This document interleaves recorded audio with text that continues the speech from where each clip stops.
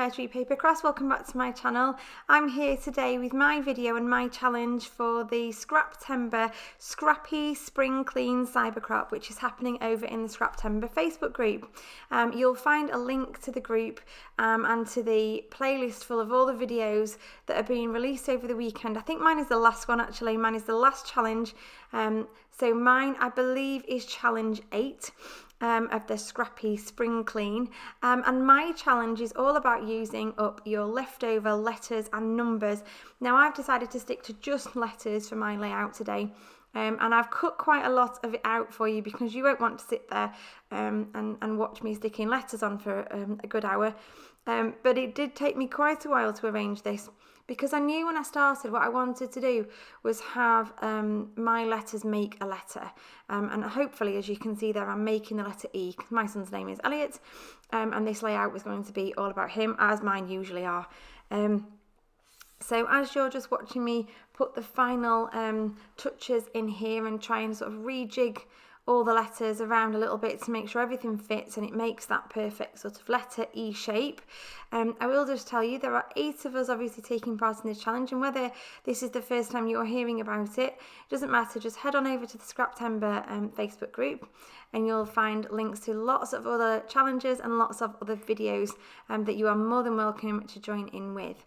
And there's some awesome layouts being produced for the challenge already. So I've finished arranging my letters. I'm now just taking some white gesso and I'm covering all of my letters with that, because I do want to play with some mixed media as well. I did actually really like the way it looked with the colours I'd chosen, because I just had black, blue and a few gold letters, and I probably could have left it, but I know that the photographs that I was using had green and blue in them, and I really wanted to focus on those 2 colours. Now I did spend an awfully long time covering these letters in gesso and then the rest of the page, and I will just tell you that some of my letters covered with the gesso really easily, but then the foam ones were an absolute nightmare and they just would not cover. With hindsight, I probably didn't need to put quite as much gesso on as I did, and they could have managed with slightly less, because when I colour them anyway, they all end up kind of different colours, so it would have been fine. So I cover the rest of the page. Now, ordinarily, I don't use a brush for my gesso. I don't like the bushy lines, but I needed to kind of use the brush anyway to get in and out of the letters and get in and round them. So I decided to use a brush. I do end up with some lines on my page. You can see there, look how much whiter it is, but there's still the X at the top that did not want to colour. But like I say, once I've put the watercolours on there, it didn't matter. So I'm using an absolutely ginormous brush, which I'm sure my scrappy friend Laura will very much approve of. I think Laura's was one of the first challenges. I think hers was definitely the first challenge. I think it was a challenge that was based on a sketch and was also using lots and lots of patterned papers, but she likes using ginormous brushes, so I've used a ginormous brush for this, Laura, so hopefully you'll be pleased. And I'm colouring in lots of different blues, just using watercolours, watering them down a little bit, doing lots of splatters. And I quite like the way that looks with the blue, but I'm trying to branch out a little bit.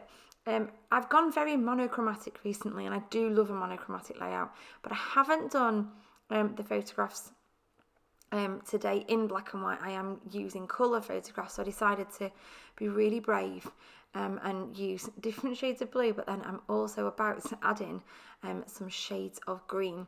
You'll notice me playing with my mouse there just to the side. What I like to do when I'm creating a layout is to actually look on the computer screen as to how the layout looks, because I think it's a different view to the view you've kind of got yourself looking at your layout. So I dried off a little bit with kitchen towel there. Obviously didn't use too much, we haven't got a great deal left. I have to ration it out just to lose a little piece, because I wanted to add some green, and I knew that I didn't want the colours necessarily to mix together. But what I do after this is I actually go back in and I add some more blue, because I want to darken it off a little bit. The blue was feeling a little bit pale, so I keep going in and out until I'm happy with the colour.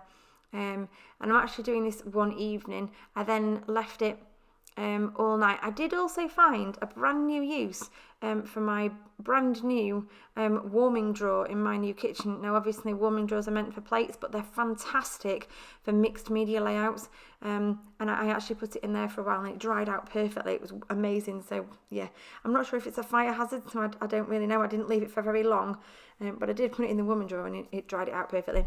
So there's my 2 photographs of my son on a swing. I've wanted to scrap these for absolutely ages.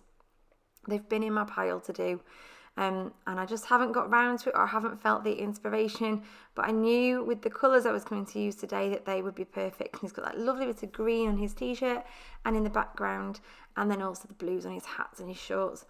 So I've just grabbed a piece of blue out of my stash, just out of my scrap box, and I've also grabbed this piece of green paper here. I believe this is Amy Tangerine paper, although I could be wrong.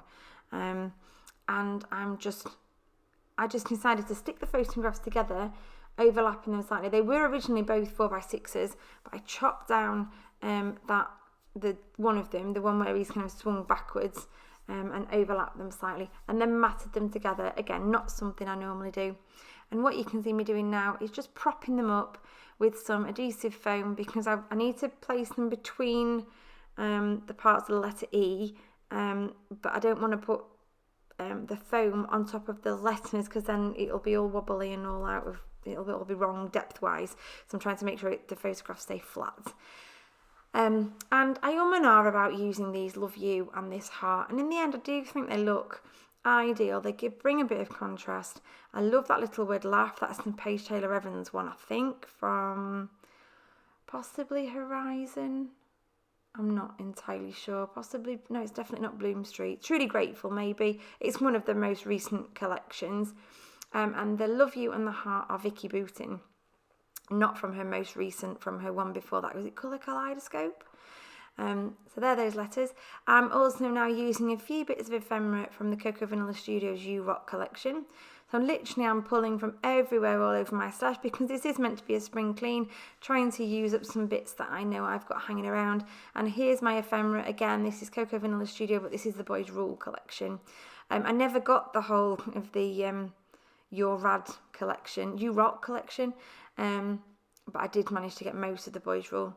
So I've now just added some black dots there with Nuvo, just to add a little bit more and tie those black colours in a bit more. And then I decided it needed something else around the edge, so I started ripping some little sections out.